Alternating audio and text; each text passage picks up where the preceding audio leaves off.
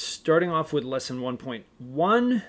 The idea is to get used to the tools that we have here in GeoGebra. Copy this figure using only the pen tool and no other tools. Okay, the whole point here is to check out this pen tool, see how difficult it is to make a good drawing using just the pen tool. And you can see that my drawing is terrible, and it looks only vaguely like that, right? So we're going to introduce all of these tools today, well, most of them, and we're going to use them to make some designs and see how it works. Here we go. We're going to use, we're going to mess around with these. Here we go. This is the point tool. Guess what? It makes points, and it makes them in alphabetical order. Next, let's try the segment tool. If we click on 2 points, 1, 2, 1, 2, it'll give me a line segment.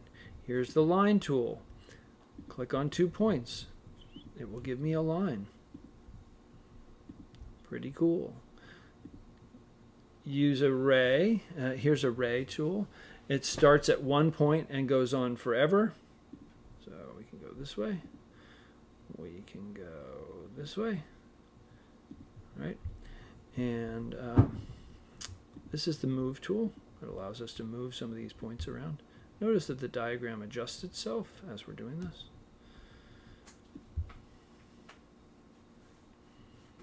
Okay, cool. Here is a tool that we probably won't use very much this year. It's the circle with a center through a point. We're not using that. Most of the time we'll be using the compass tool because it's just like the compass that we use on paper with a pencil. You pick 2 points to be the radius. There's your distance between the center of the circle, E, and the edge at C. And then you decide where you want to put the center of the circle. I'm going to put it over here on F. I'm going to try another one. Let's try a radius from B to C. All right, and it gives us another circle. Notice that the circle is bigger. I'm going to put this one on E. No, I'll put this one on A. If I find that I don't like the fact that there's some things that are off screen, I can use this tool, which will grab on, and I can move the diagram and get things a little more centered. Here we have what's called the point on object tool. It allows us to put a point on and attach to an object. So for instance, let's say I wanted to put a point on this ray right here. Boom. Click it. If I try to move it using the move tool, I can't move it off of that ray. It can only stay on that ray because it's attached. Here we go. Next one up. Same thing works for circles, right? If I put a point over here, it will stay on the circle. It won't move off. Okay, intersection tool. As we know, just like when 2 streets cross, we call it an intersection. Well, anytime 2 things cross, 2 lines, a ray and a line, a ray and a segment, whatever, that's called an intersection, and we can label those with points. We have to use the very tip of the arrow in order to do it. Boom, there's one. Hey, there's another. One cool thing about the intersection tool is that you can do multiple objects and multiple intersection points. So for instance, if I have these 2 circles and they're intersecting at 2 places, one right here, there's an X marks the spot right there, and X marks the spot right there, I can actually just select this circle. Notice that it highlights a little bit, and then click this circle somewhere, and it will automatically find the 2 intersection points and label them for us. Here's the polygon tool. It makes shapes with straight sides. So let's pick something weird shaped. Let's try this. A, B, G, C, F, K, I, and then it'll keep going until I click back on my original starting place. And of course, all of this stuff will move if I move any of the points. right? Oops, that didn't like that. Let's see, can I move this? Yes, I can move that. I can move this. Ooh, that's kind of, all sorts of things change when you move things around. Okay, that's about it for now. Oh, let's say I didn't like something that I did, right? Let's say I made a circle that I didn't like, right? I didn't like that, so I can go back. I can undo that. I can go back a long ways. And then I can go back forwards again until I get to the place that I want to be. Okay, now we're going to try to use these tools to duplicate this shape. And they have instructions right here in task 4 for what you're supposed to do. It says draw a point and label it A. Well, we know how to do that. Use the point tool. Bang. There's a point labeled A. Draw a circle centered at point A with a radius equal to length PQ. Now we know that the radius is a distance from the center of a circle, right? If we're looking at this circle centered around P, from the center out to the edge of the circle, right? Whether that was from here to Q or from here out to some other point, right? So we're going to borrow the radius from P to Q, and we're going to put the circle centered at A, just like it says. Draw a circle centered at point A with a radius equal to length PQ. Now I'm going to mark a point on the circle and label it B. All right, here we go. Marking a point on the circle, labeling it B. Awesome. Okay, and then it says draw another circle centered at point B that goes through point A. Well, we know that if I use AB as a radius, it's going to hit point A if the center is at point B. Then it says draw a line segment between points A and B. Use the line segment tool, A, B. Grab the move tool, and we can adjust where that is just to, oops, there we go, just to sort of make it line up. I mean, right. This is also a way you can test things by trying to move things around. And if they break and look funky, then you did it wrong. Next.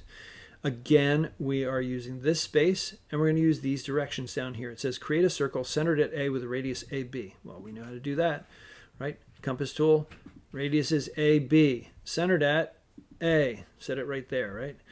Estimate the midpoint of segment AB and mark it with the point on object tool. Label it C. Okay, point on object tool. And I think the midpoint, in other words, the middle of this, is going to be right around in there. Okay. Create a circle centered at B with a radius of BC. Okay, so again, radius of BC. And where did it say? It says circle centered at B. So put the center on B. Okay, mark the two intersection points with the intersection tool. Okay, we look at the intersection points where things cross, right? This is an intersection point and this is another intersection point. I can do this one at a time, like that. Or, let me go back. Or I can do it by selecting this circle. Notice it highlights a little bit, and then click on this circle and it'll automatically label them for me. Okay, use the polygon tool to connect points A, D, and E to make triangle ADE. All right, here we go. This shouldn't be too tough. A, D, and E. Uh-oh. Wait a minute, what am I doing? Oh yeah, that's right. I have to go back to my starting point to close things off, and I'm done. Here's a hexagon with all congruent angles and congruent sides, also called a regular hexagon. Regular because everything ends up the same all the way around. The angles and the length of the sides. So we're going to try and do this with the pencil or pen tool first, and we're going to see what an awful artist I am. Here we go. Let me go back there, and over here, and over there, and then up there. And I can check to see how great an awesome job I did by trying to drag that over, but it's really not all that great. All this stuff is all wiggly. Let's try a better way to do this. We're going to use what we have down here. And it's kind of weird, but we're going to use the compass tool and the intersection tool to do most of our work to make a hexagon. And you're like, wait a minute, why? This is all straight edges. Well, watch what happens. We're going to focus on this circle right here, okay? Notice that this distance right here between these two, you know what? I'm going to label these 2 points so that we can see what the heck we're doing. We can talk about them. So I'm going to say that's point A. I'm going to say that this is point B. Notice I'm using this text tool here. And this down here is point C. There we go. And I can move these around just so that they're not exactly, whoops. Let me try that again. Nope, doesn't like me. It does not like me one bit. There we go. And the B point and the C point. There we go. Okay, so I'm going to use this. You can see that this little green line segment here is actually a radius for the circle centered around B. But I'm going to focus on circle A. I'm going to keep using this same radius right here from B to C, or from A to B. These are all the same, right? From A to B would also be a radius that would be the same, right? If I have some keys on a string or a whistle on a string, and I swing it around in a circle, and B is where my hand is, then the length of the string doesn't change. Doesn't matter where I am, okay? So here we go. I'm going to use the compass tool. Oh, wait. First, I'm going to identify this intersection tool, or intersection point right there. Boom. Okay. Actually, you know what? Never mind. I'm going to go back the other way. I'm going to go around this way. I'm going to go clockwise around this circle. Since I already have point C, I'm going to use the compass tool. I'm going to borrow this radius from A to B, and I'm going to put it on C. And that will give me this new intersection point right there. So I have to label it with the intersect tool right there. And that's point D. And I grab the compass tool, use the same radius from A to B, and put the center on D. Now I've got another intersection point right here. I'm going to label it right there, E. Okay. And now I've got another circle that I can make from A to B as my radius, and I center it on E. Next, I've got another intersection point right there. Another compass tool action here, making another circle centered on F, and another one right here. I'm going to label that intersection point G. Oops, didn't mean to do that. Let me go back. Exactly right there. Nope, didn't like that. The reason I'm doing it. There we go. Got it. Okay. So, oh wait, it feels like we need another circle here, right? It feels like we need another circle centered on G. So let's do that. Here we go. A to B is my radius. And centered on G. There we go.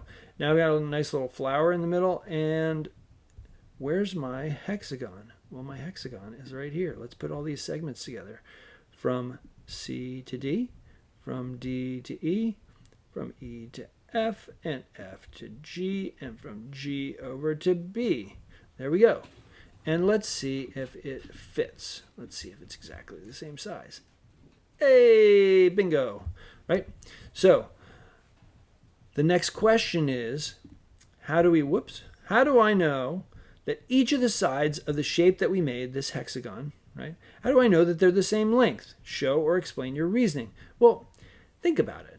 Didn't we use this radius right here from A to B, which is the same as from B to C, all the way around for every single one of these circles? Isn't every one of these edges right here a radius, right?